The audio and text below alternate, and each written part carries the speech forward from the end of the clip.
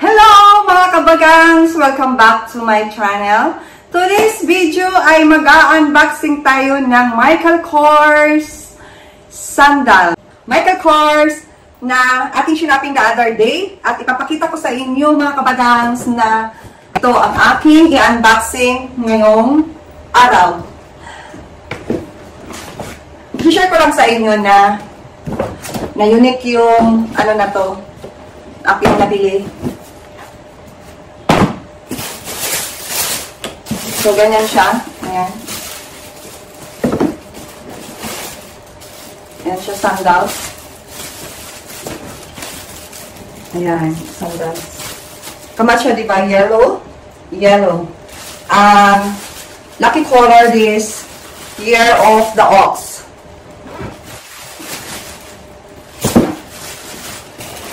Ito ay ilang inches ba?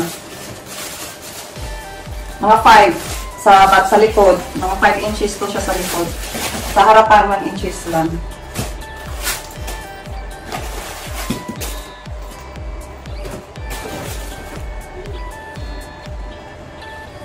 So, ayan siya.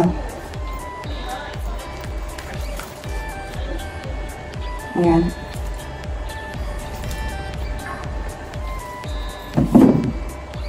Kakulay siya ng damit.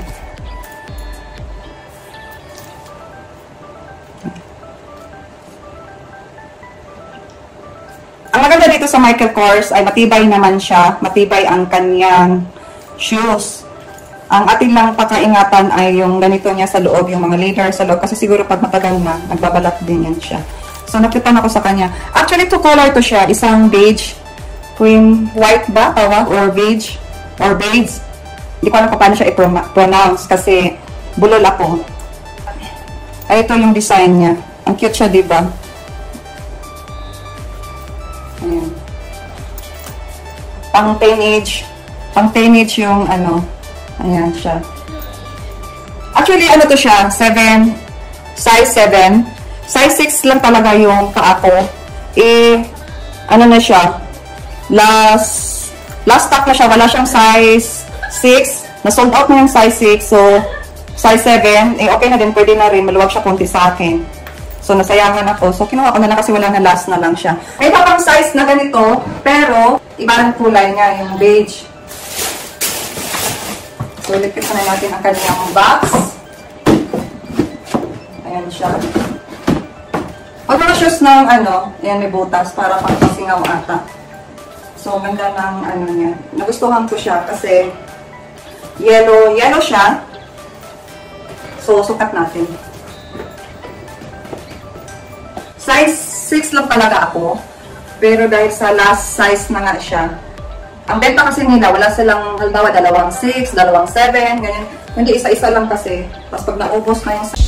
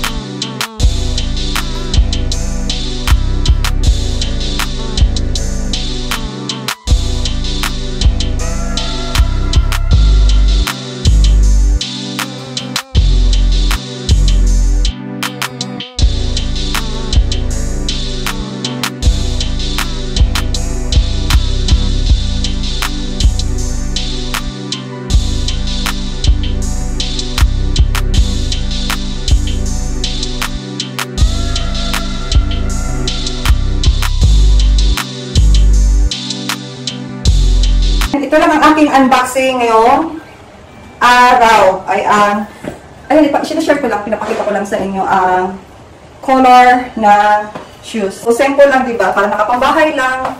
na damit, tapos konting add-on ng belt, o tapos shoes, o pwede na yan. Hindi ka na, mamalingki na tayo. Ano lang sa kanya ay, ayun nga lang. Actually, may garter siya. May garter siya na pwede namang iset mo na kung anong size. Tapos, subarin mo siya, ilain mo na lang kasi may garter naman siya. Pero, hindi ko siya mahila. Kaya, tinatanggal pa. Yun lang. Pag pumupunta ka sa mga bahay, kagaya dito sa Malaysia, hindi kasi ang mga tao dito pag bumibisita ka, naghuhubad ka talaga ng sapatos sa pintuan pa lang. Hindi dinadala ang shoes sa loob ng bahay. Kaya, yun lang mahirap. Pag nakaikli ka ng damit, magtuwad-tuwad kang magtanggal ng ganito. Dapat, di ba yung maganda yung naka-hook lang?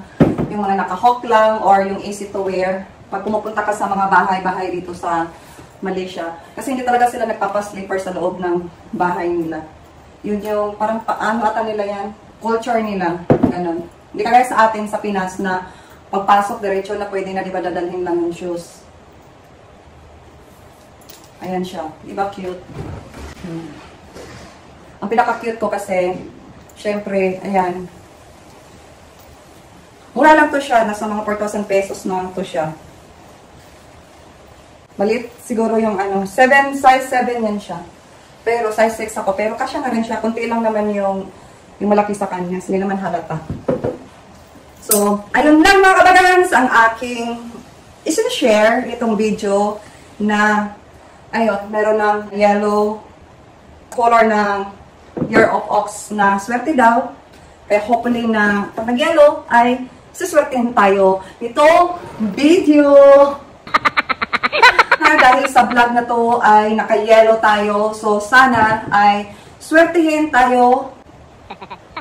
Sana maraming manonood at maraming mag-subscribe. So tingnan natin kung swerte nga ba ang yellow ngayong year 2021. Hi! Ako nga pala si Bingsha, ang inyong kabagangs.